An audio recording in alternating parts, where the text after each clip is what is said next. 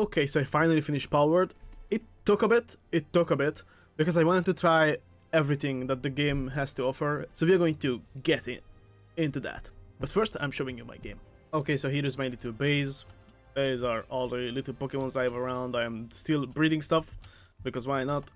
But I did a lot of breeding. I mean, just look at this guy. It took a while to breed out these things, but I mean, they helped a lot. Let's just say that. So yeah, maxed out this too. There's nothing else to do here. Our pull deck is completed. We have all of these guys here. I'm just showing you this that you see that I actually did everything. Map, I did not explore this part because there's literally nothing really there. But got all the tower bosses, defeated, everything is literally done. So yeah, so I think it's time to talk about the game, and it's time to get just into the game and just look into what we have, what we think, and yeah, let's go. Okay, so let's break it down. We are going to start from the basics, and then we are going to branch into everything else. And we are talking about pulse at the end, I think. So first, movement, shooting, and all that things. Movement in the game, I feel like it's pretty smooth. They did a great job with that. I feel really free with my movement. It's really good. Shooting and all that and combat is really nice. Dodging, really fun mechanic, I have to say. This style of combat is just a lot of fun. It's really a lot of fun. I'm really curious to see how it's going to turn out in PvP. And even with like gliding and doing these things, I think movement is going to play a really big role in overall the PvP in the game. But we see, even if there is going to be like human to human PvP and not just, I'm not even sure what kind of PvP they're planning, to be fair. I didn't really look into it. The only thing about movement is climbing, but climbing is buggy in every game. I did not see a game that have climbing. It didn't begin sometimes, so like I cannot really hold that against them. Okay, next up, building. I think building offers you a lot of freedom, and you can build a lot.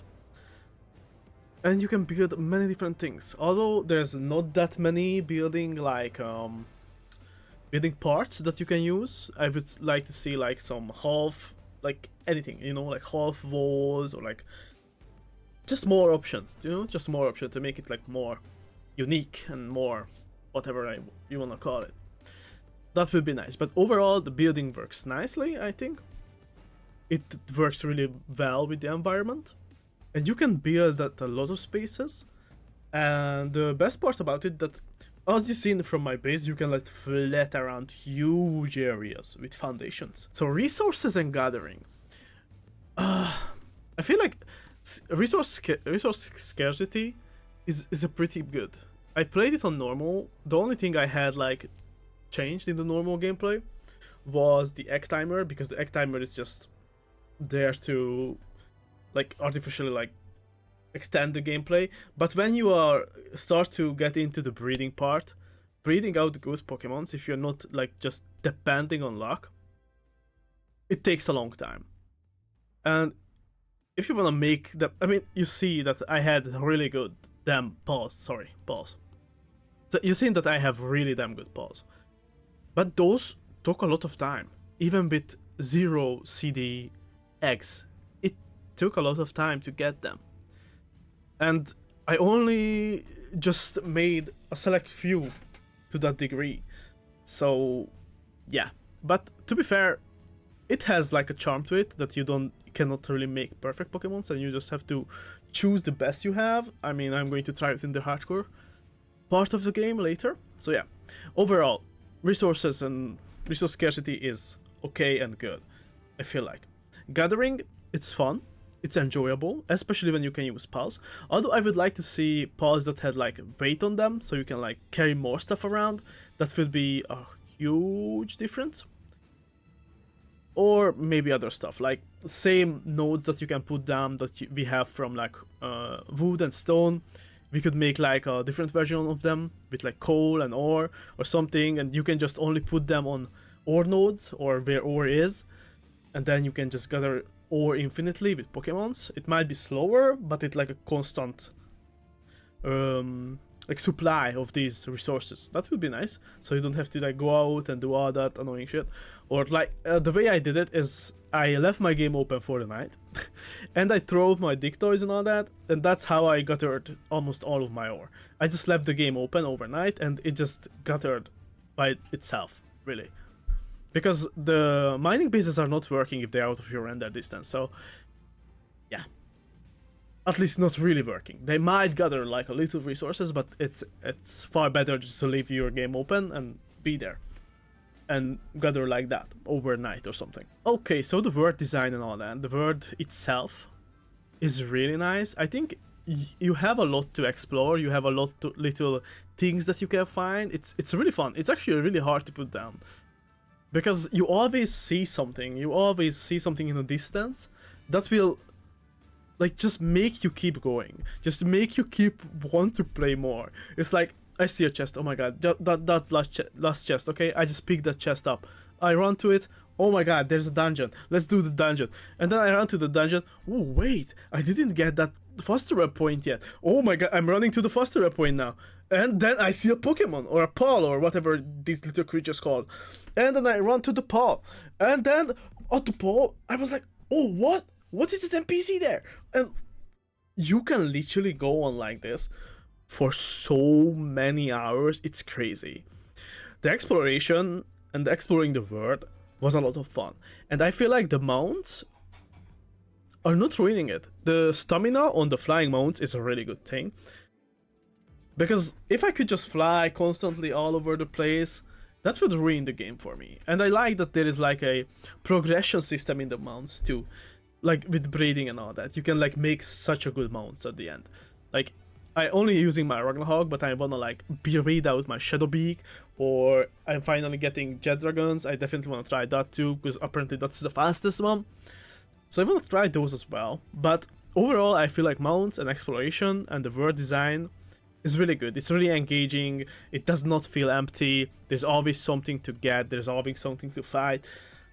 It's really nice, especially since the eggs on the map are always respawning, the chests are always respawning, so there's always stuff to gather, there's always stuff to do, which is really nice. And overall, the whole visual of the map, it's really good, and it gives like a size to it, like it gives like the scope of the whole thing, because you've seen those big things in the distance. You've seen those mountains, you've seen the towers, you've seen so many stuff from afar. You see the big tree, which one day we probably will get to. So there's a lot to explore, and the map is really well designed. I feel like it's really good. It's a fun experience to run around. Other than that, what can I find in the map? Dungeons are a fun experience, especially when you start. And I like that the loot is random. That makes it way more fun. The random bosses, the random pals, and random like humans that can be in the dungeon, they make it really fun. I would like to see some more additions to this, maybe like a different type of black marketer in some of the dungeons, or like different types of dungeons. Maybe full human one, full Pal one, and whatever. And it would be nice if there was like a small chance to get a legendary in the dungeons. Like, that would be really interesting to see. On the high level dungeons, it's a legendary nesting area. And that would be really rare, but you would have like a higher chance to catch it, or it will be like a different types of legendary. That the only way you can find it is like that. I don't know, like a rare one, or it's like a different colored one, like, you know, like shinies in Pokemon. Although Pokemon shinies are kind of disappointing for me, at least, because there are just color differences, and most of the time the shiny color is worse than the original one, for me at least. So I did not like that, but I would like to see some. They could do a lot with dungeons, I feel like. I like the layouts, they are fun to explore. Although if you are grinding dungeons for good thematics, it can get a bit annoying if you get lost all the time. But overall, if you have a mount, you can just go around and get to the boss relatively fast, so it's easy. Other than that, the towers. The towers are fun. The towers are like a fun experience to like get into the combat of the game and everything. It's really nice because the AI doesn't just let you get LOS it, so it always goes around, try to catch you. Of course, it's buggy, it's early access, so there are like weird bugs when the AI and your pal of the or the boss gets bugged in somehow, and they just cannot follow you. But we have the other side too. Sometimes they just shoot through the walls and stuff. So uh, it's a tricky thing. It's a tricky thing, but overall, it's a nice experience, especially with the combat mechanics. It's fun. It's fun. It really is fun. The eggs are fun to find, but after you like kind of realize what kind of paw you can expect from the eggs that you find outside the outside the world, it kind of gets the thrill out of it because you know what you are going to get. So it would be nice to at least have a chance to get everything. It should be like a loot box, so you have a chance to get almost everything. Expect like legendaries and super rare ones. Like the fact that you can almost only find the Jormunta Ignis in the huge dragon eggs around the volcano. That is fun. That is a fun addition to the game because it makes it rare. It makes it more exciting to find those huge eggs. It's called Pokemon with the guns for a reason. You have a bunch of guns, and it does live up to that name. Even just the minigun with that yellow yeah, with that yellow guy, it's crazy. It's crazy. It's fun to see that this is like a thing. And the other thing is, next to these guns, the fact that you can see the like kind of like a cruelty of this kinds of world with the butchering of these things and eating them and all that. It was the same in Pokemon. They just played it off like more nicely, I guess, or more PG per se. But bro, you were eating Magikarps and stuff, so I don't know where the outrage is coming from or why is this like animal cruelty, bro. These are little creatures in a game, bro. Calm down. Do something. Like, do something with your life, man. This is not animal cruelty. These things don't exist, bro. These are pixels, man. Calm down. And do something useful. Shh. Get off the internet. Okay, so I think we like covered most of the base mechanics of the game. We covered movement, the shooting, the combat, building, the resources, gathering and all that. They are all relatively good.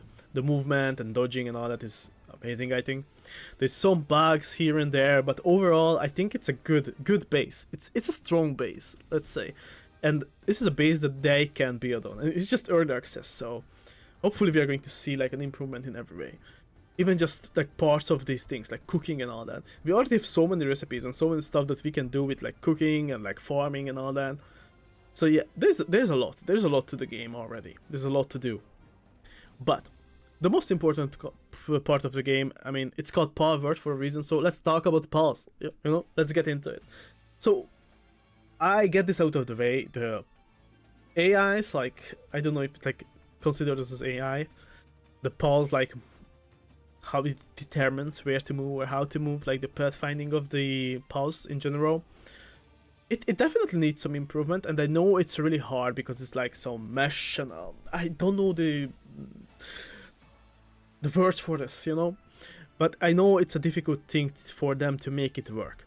That's why I was thinking maybe they could like add path things, like we have foundations and we could like put down paths for the pals that we want them to move or something, and we could like set up like priorities for them. That would be nice too, on what to do or what to work on, what to prioritize. That would be a nice addition, and I think it would make the whole pathfinding thing easier and maybe meaningless if you can like just set up paths for them that they can move on. They did a great work in the recent patch where it's easier to assign pals to a certain thing. It like says on your screen where you wanna assign them and stuff, which is nice. I really like that little addition. Because sometimes when I was trying to put stuff in the breeding area, they just bugged out. Now, they stay there after I restart the game or when I quit and come back. They automatically go back and I don't have to chase them around the base again to get them there. So I already see improvements in the game, improvements in the pals in general, which is really good. I feel like the variety of the pals are going to increase over time, so there's not really much to talk about there, I feel like. I would like to some more water and like ice type added and stuff like that, but that's just a personal preference. But overall, the pawns in the game right now, they are well designed, I feel like. It's good, I like the random stats on them, I like how you can like catch them, the catch rates and all that, the catching of the paws are actually fun. It's like, it's actually gambling too. It's actually gambling too, with these percentage rates and all that. I mean, it is fun. It is actually odds to the game that you can actually fail at like 90%. And you can actually win at 2. That's like, that difference adds so much fun to catching them outside and not just breeding them. And the fact that you can literally put any ability to any pal, that makes it a whole lot different than any other, like, this type of game that I played before. It gives a lot more, like, vigor room. If you wanna use your favorite pals, you can just use them and you can just change the abilities, do whatever you want. But of course there are some pal specific abilities, which is amazing. Shadow Beak's like run thing, that where he puts down like those little balls and those shoot. Man, that ability is crazy. And the legendaries are actually feel like legendaries, which is nice. I mean, they have like a guaranteed spawn. They are always there. If you didn't catch them recently, but they're always there, so that's nice. Although I would like to see rarer legendaries, like some world events or something, where like some variants spawn, like the Frostalion Noct that you at the moment you can just breed it out. But I would like to see them like spawn at night, maybe sometimes, instead of the Frostalion, or it has like a chance that like I don't know, the Dark Horse arrived, something. And it just spawns somewhere randomly on the map, and you can't find it. And if you can't find it, then you can't find it. But that's just another thing. Overall, I feel like the pals and the legendaries and all that is fun and it's good. And I cannot wait to see more of them, to be honest. Okay, but the pal combat. The pal combat is okay, I would say. It's not the greatest. Because sometimes you just throw out your pal and they don't start to attack instantly, or it takes them ages to actually start to fight. There's like time when your pal aggroing or something and they're just looking at each other and don't do anything. And this happens even during fights too. They just don't have abilities to do, or they just cannot like decide what ability to use. I am not sure which one it is. But I would definitely love to see some basic attacks from the pals. I would love to see that, I don't know, the Mamuret or something, or like a Pirian or Anubis, they have like a basic attack. Like Anubis goes there, just keeps kicking, we do some like martial arts stuff, you know? Like have some basic abilities, basic attacks that like considers as like normal attack or something. So the fights are like constantly going on. This is not turn-based, so just having the abilities to sometimes you can press them, or sometimes the pal uses them and then do something, that's one thing. I mean, I just put low cost abilities on them, so I put like fireballs and something, so they're constantly using something. But even that, sometimes they're just not using it. I don't know why. They're just waiting for the big abilities to come up, which is okay, but that makes like a fight kind of like a stalemate in many cases, where there are cases when I have like fighting something and my pal is next to the legendary, for example, when I was fighting Frostalion the first time. They were like just standing at each other, you know, having an intimate moment, I guess, just looking at each other's eyes and like, oh, this is my pal monster and he's just making you fight you, don't take his personally or some shit. But bro, come on, beat him up or something, you know? Something must happen.